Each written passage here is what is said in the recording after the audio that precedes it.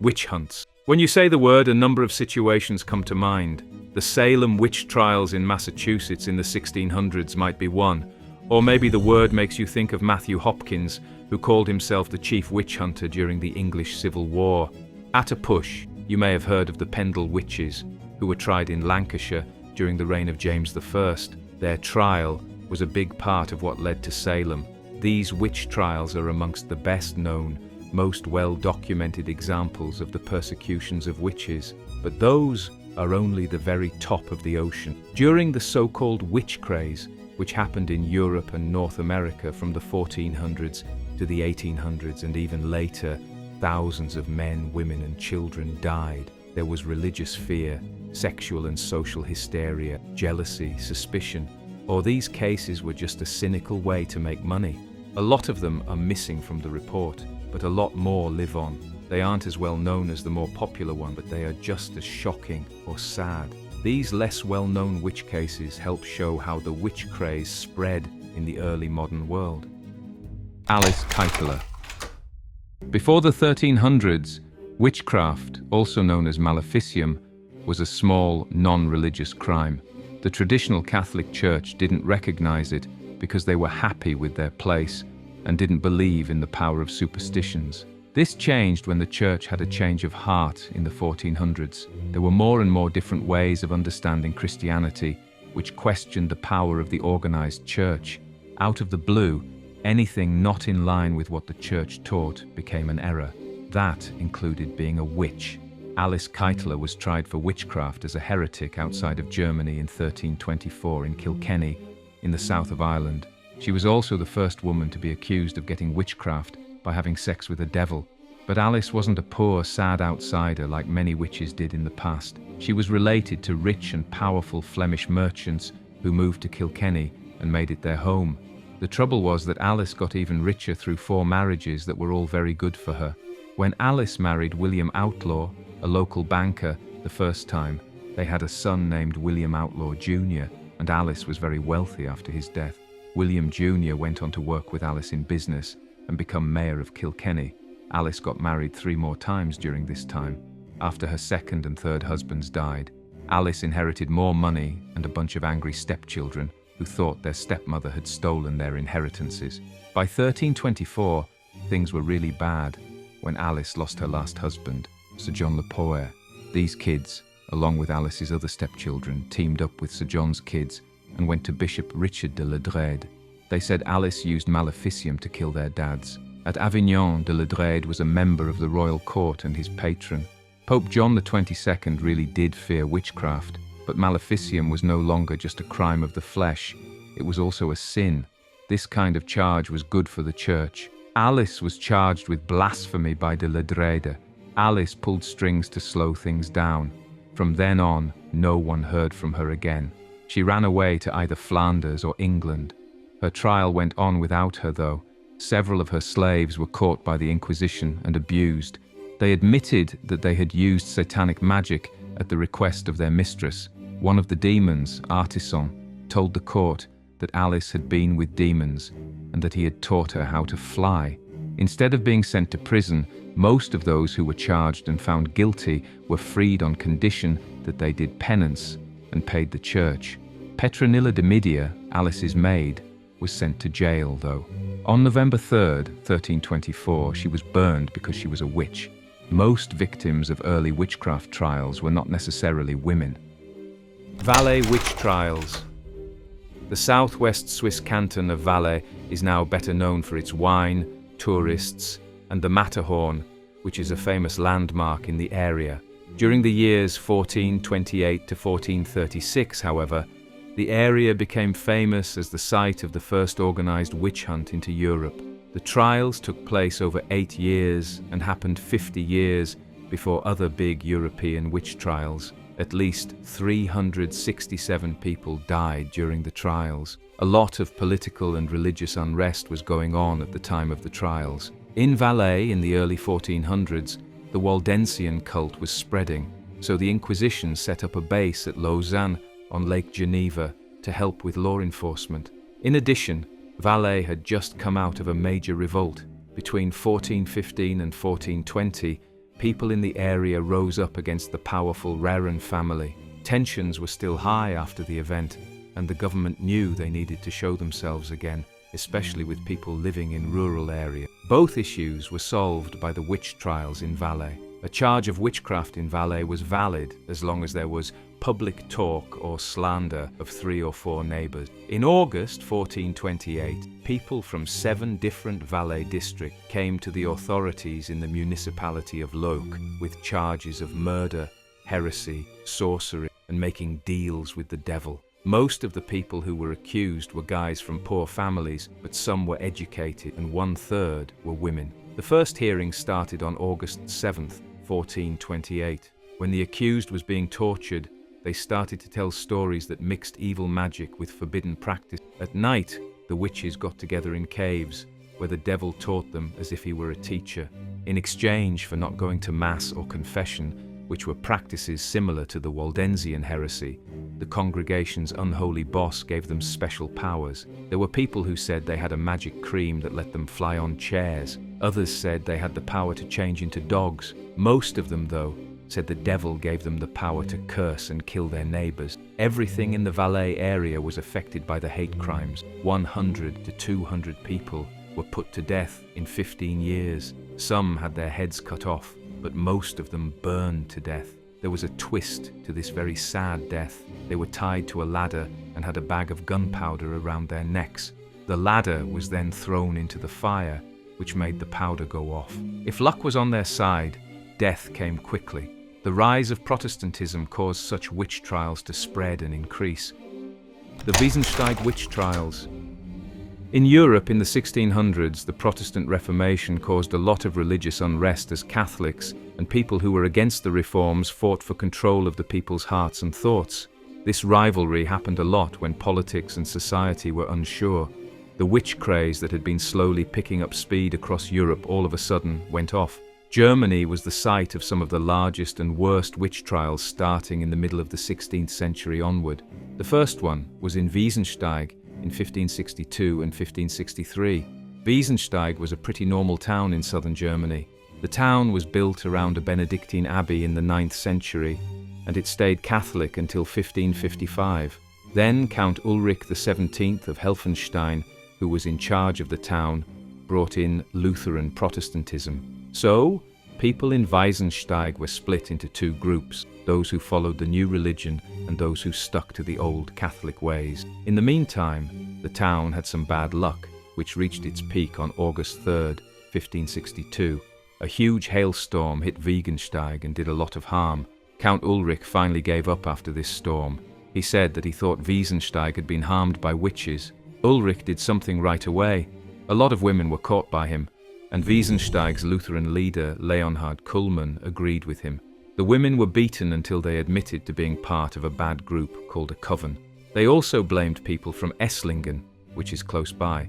Because of this, the police arrested 3 people from Esslingen, but they let them go just as quickly.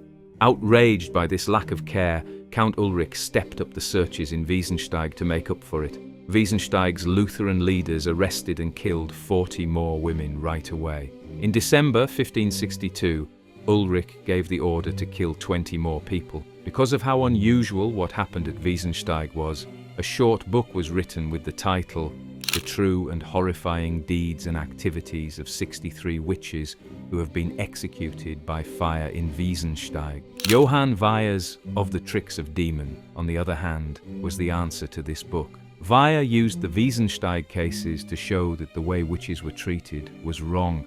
In the 1600s, the book was a huge hit. By 1583, it had been printed 6 times. It did not stop the persecutions, though, by either Protestants or Catholic. The cases at Wiesensteig were the first of 4 major witch trials in Germany. They were part of a trend that happened all over Europe. Nor was Wiesensteig the only trial to make the popular press. Mother styles. In England and Wales, witchcraft became a separate crime for the first time in 1542, when a nervous Henry VIII added it to the law book. The act was revoked in 1547, but it was brought back in 1563 in a much harsher form. When Elizabeth I, Henry's daughter, was on royal journey, Wax figures of her were found and scared her. That was when witchcraft was once again a royal issue. In this kind of mood, the British witch trials turned into news stories that people wanted to read. An early British witchcraft book called A Rehearsal Both Strong and True of Heinous and Horrible Actes Committed by Elizabeth Style, alias Rockingham, Mother Dutton, Mother Duell, Mother Margaret, Fower Notorious Witches, was written by an unknown author. The book, which came out in 1579, told the story of Elizabeth Styles, a 65-year-old widow from Windsor who had been charged with witchcraft the previous year. Styles was a mean-spirited beggar who was known for yelling at people who turned her down for money.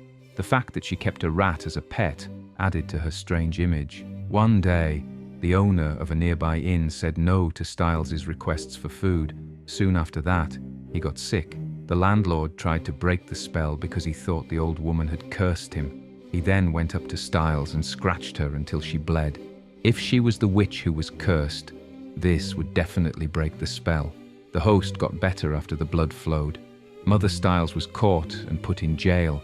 Styles told the police that she and 3 other old outcasts, named Mother Margaret, Mother Dutton, and Mother Devell, had done image magic, which meant making a doll of the person they wanted to hurt and then stabbing it with pins. The women were also connected to a priest named Father Rosimunde, who was said to be able to take on the shape and likeness of any beast whatsoever he will.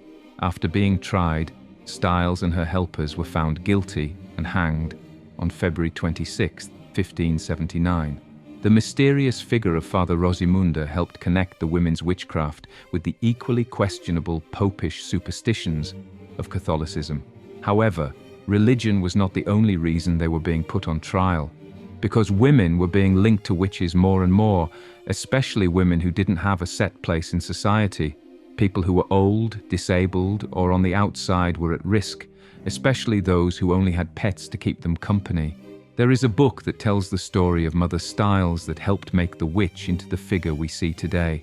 Women who challenged the status quo were also at risk. Gwen Furch Ellis. Gwen Furch Ellis was the first person in Wales to be killed for being a witch in 1594. However, it looks like her real crime was crossing a social line. Gwen lived in Betws, Denbighshire, and was 42 years old. She had been married 3 times and been widowed twice. Her job was as a knitter. On the side, though, she did some mending. Gwen was up to no good with her business. She helped people and farm animals get better by giving them herbs or magic. She only asked for food and wool for her loom in return.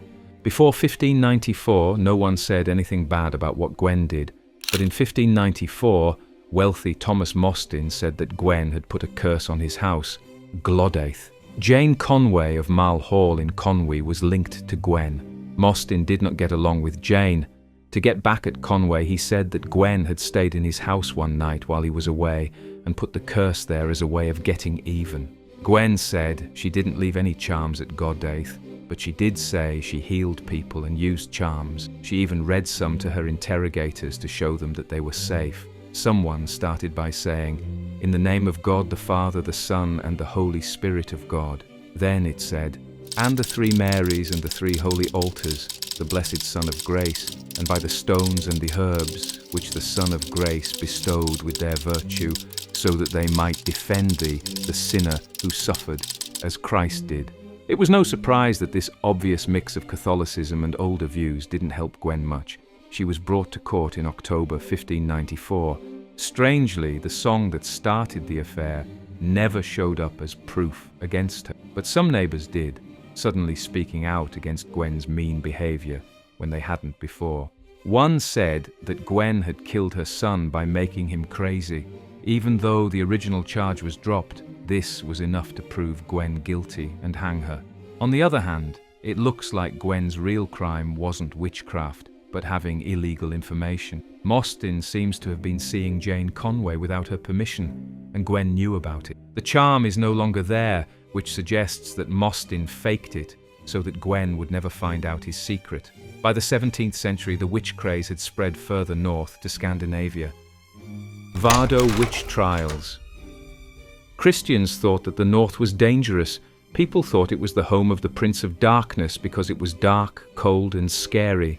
The Finnmark in Norway was very far away, on the edge and the northernmost point of Norway.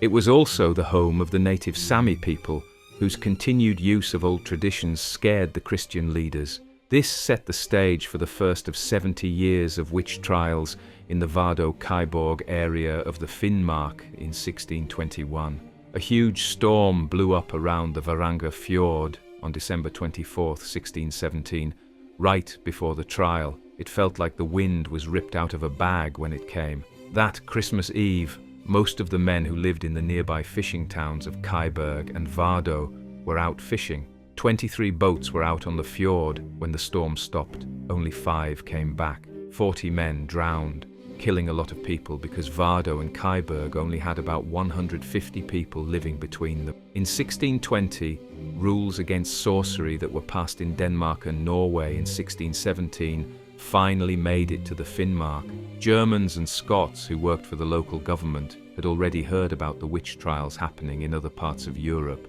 These officials jumped on the laws with joy. They already had doubts about the small towns in Finnmark, which were home to both Christian Norwegian and pagan Sami. So, in January 1621, people who were thought to be witches were questioned. Mari Jorgensdatter, a woman from Kyborg, was the first person questioned. Being forced, Mari said that the devil had turned her into a witch in December 1620. Then she was turned into a raven and flew to a meeting of the group on the Lidhorn mountain, which is near Bergen in southern Norway. Kirsti Sorensdatter, the leader of her coven and the Danish wife of a rich local merchant named Anders Johansen, was with her. In that place, Mari met witches from Kilberg, Vardø and other nearby towns. Everyone agreed that they were the ones who made the big storm happen. Then there were more arrests. Else Knutsdatter, one of the people who was accused, almost drowned in the water before she could explain how the witches caused the storm. Someone else talked about how to tie 3 knots in a fishing line. The witches then spat on the knots to loosen them, which let the wind blow freely. When Kirsti Sorensdatter got back to Vardø from a trip to Bergen, she was also arrested and had to admit that she was a witch. Kirsti caught fire on April 28, 1621, but even though Kirst blamed a number of other people in the area, including the sheriff Bertel Hendrickson, no one else was arrested. Most witch trials had ulterior motives, however not all were such blatant fit-ups as our next example. Father Urbain Grandier and the Loudun possessions. It was Father Urbain Grandier's job to serve the people of Saint-Pierre-du-Marche in Loudun, France. Grandier quickly became well liked, especially among the women of Loudun, with whom he had several affairs. He was wealthy, smart, well-connected, and a bit of an outcast, but he also had enemies, including the Bishop of Poitiers. When a charge of immorality failed to get Grandier fired in 1630, the bishop started to look for other ways to get rid of the annoying priest. Jeanne des Anges, the mother superior of the Ursuline women at Loudun, asked Grandier to become their confessor in August 1632. He said no. Once a month, the nuns started to behave in a strange way. They had sexy dreams all the time, spoke in tongues, and had violent, sexually suggestive fits. Possession was discovered, and Grandier was found to be the cause of it. Granier was scared by the case that was being made against him, so he called everyone he knew. The investigation was put on hold when the Archbishop of Bordeaux's doctor said the women were not possessed, but just crazy. The Bishop of Poitiers didn't give up, so he used his best card, Cardinal Richelieu. Grandier had once hurt the feelings of the king's prime minister by making fun of him in a song. Richelieu got what he deserved now. He told a royal committee to look into whether Grandier was a witch. Grandier was caught. He was shaved all over and looked for witches' marks all over. To get him to admit, he was beaten, and both of his legs were broken in the boot. Even though it hurt and embarrassed him, Grandier kept saying he was innocent. During the hearing, some of the nuns took back what they had said about him, but the defense said this was just Satan's plan. Grandier was found to have used magic. On August 18, 1634, he was burned in public in Loudun.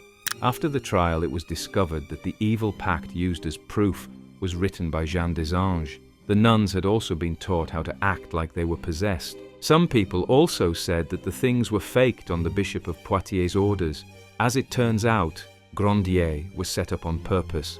However, there was also a sexual obsession part to the story. It is said that Jeanne des Anges dreamed of having sex with Grandier. Many psychologists now think that Grandier's items were actually signs of hysteria caused by repressed sexuality. They were used against him by the authorities who thought he was a threat. However, by the 18th century, witchcraft was becoming less credible. The last indictment for witchcraft in England. In the town of Leicester on August 4th, 1717, the last witchcraft charges were brought before a normal English court. 25 neighbours of Jane Clark in the town of Wigston Magna, along with her son Joseph and daughter Mary, dragged her before the court because they thought they were witches. The locals said the Clarks were witches who were bothering them and making people sick, including Mary Hatchings, who died. The witnesses told the court, which was led by Justice Ashby, that the witches' victims had seizures that didn't make sense. The fact that they started coughing up dirt and stones made it even more magical that they were sick. The witches didn't let their victims sleep at night because they showed up in the form of people or animals. People in the town had to ask a local white witch, Thomas Wood, for help when the local church minister couldn't break the curse. By boiling the victim's pee, Wood tried to break the curse and find the witches. The strange cure he used brought the Clarks' shadows into the room, where they glared at him and then disappeared up the chimney. As soon as the Clark family was found, a group of angry locals attacked them. To try to break the curse, they were stripped naked and looked for witches' marks. They were also bled. After deciding to catch the Wigston witches, the locals decided that swimming them in the village pond would be the best way to prove that they were witches. Each of the Clarks sank like a cork or an empty barrel, but Judge Ashby wasn't persuaded, so the case was thrown out. Following 20 years, witchcraft was no longer against the law in England. However, it was some 70 years before the last execution for witchcraft occurred in Europe. Anna Goldie, the last witch executed in Europe. Anna Goldie's life was sad and full of bad luck. Born into a poor family in the town of Senwald in the Saxe district of Zurich, she worked as a maid in different village homes from the time she was 15. It was a hard but good life for Anna until she got pregnant at age 31. The father was a hired gun who left her before the baby was born. Being a poor single mum must have been very hard, but the baby died of suffocation on its first night of life. Anna was said to have killed her child. She was found guilty and put on the public pillory. After that, she was given 6 years of house arrest. Anna did get away though. Glarus is a separate canton that is a day's walk away. There, her punishment didn't matter. There, Anna kept working as a maid in a number of rich homes. Johann Jakob Tschudi was the judge of the village of Mollis in 1780. When she was 46 years old, she got her last job as a maid for his family. One of Tschudi's children woke up one morning and found needles in a milk drink that Anna had made. Anna was fired right away. Because of the rank of the Tschudi family, she couldn't get another job and had to leave the area. 18 days after Anna left the Tschudi home, Judge Tschudi's 8-year-old daughter started throwing up pins. When the judge said that his former maid cursed his daughter, Anna became the main suspect. It looks like Tschudi had an affair with Anna, who was still pretty, but he was afraid she would tell anyone and hurt his image. Because of how the judges were set up, Anna was tried, even though there was no proof against her. She rejected the charges, but after being beaten, she finally admitted that she had cursed the girl with the help of the devil.